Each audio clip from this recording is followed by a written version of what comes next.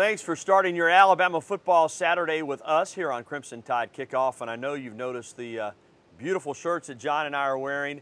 It's original elephant wear from the locker room just up University Boulevard here on the University Strip. The locker room has been a Tuscaloosa tradition for 46 years, and John and I both get asked about these shirts all the time because they are terrific. If you've got the Alabama spirit, go by the locker room, get you some original elephant wear, and show your pride for the Tide. You can, as I said, just stop by the store on University Boulevard on the University Strip, or you can look them up on the website, www.locker-room.biz, or you can just search them and find them, but they are terrific.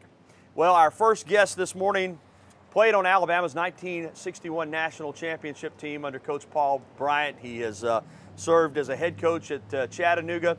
He's been a defensive coordinator at both Alabama and Auburn. John, he knows SEC football. He knows it about as well as anybody can know it, Gary. And this morning we welcome into the program Coach Bill Oliver. Coach, how are you this morning, and how are things?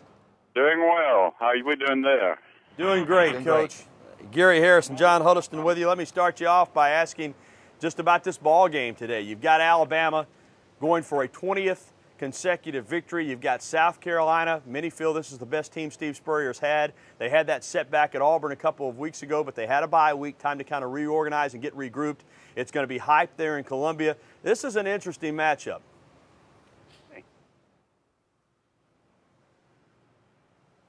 Coach, you there? I'm there. Yeah. I can't hear you. Coach, can you hear us now? I can now. All right. Hey, live television. All right, I'll do my intro again into this first question. I just said simply, this is a hyped game in Columbia. Alabama's won 19 in a row. South Carolina's got one of the best teams, if not the best team they've had under Steve Spurrier. They lost at Auburn, but they've had time to regroup. This is an interesting matchup this afternoon. Well, you know, Steve in the past has always been blessed with great quarterbacks, you know, even at Duke before he went to Florida. And he's always done a great job of coaching them. But at the same time, I don't think he's got quite the same type guy under the center now in the shotgun. And I think that has a lot to do with some of the problems he's had since he's been there.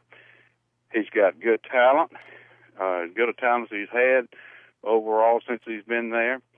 But it'll be challenging, but I still don't think they've got anything close talent-wise, you know, to try to sit there and compare with Alabama.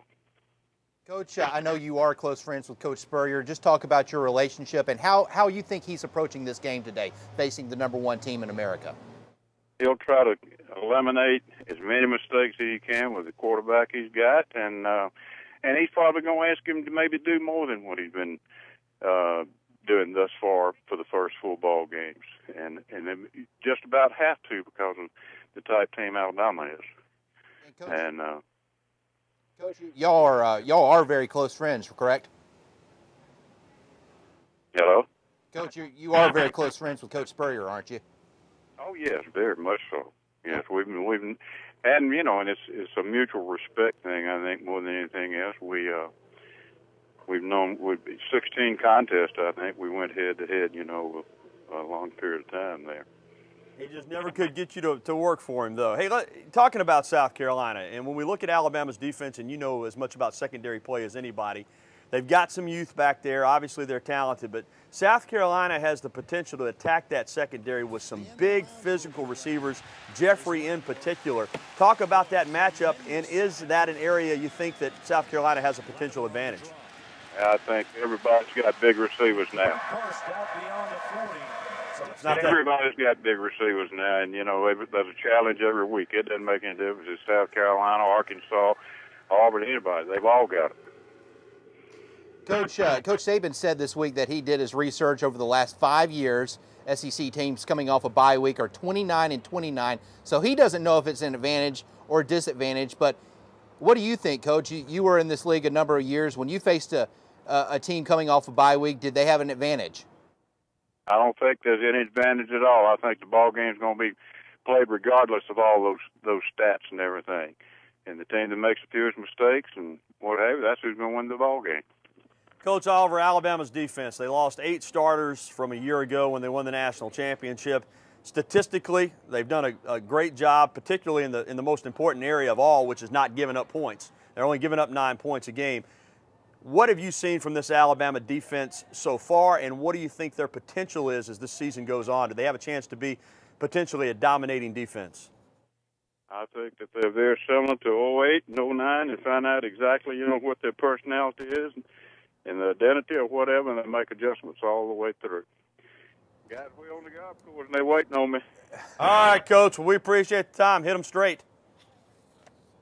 All right, Coach. Coach Bill Oliver joining us this morning here on Crimson Tide Kickoff. Coach has got to get his golf game going this morning. Yeah, I think probably what happened is other guys teed off. Right. He was probably the fourth in the foursome, so. And he had to go.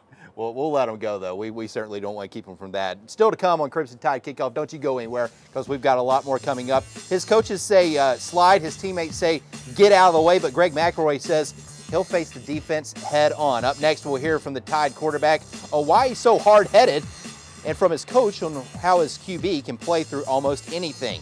Stick around. This is Crimson Tide Kickoff.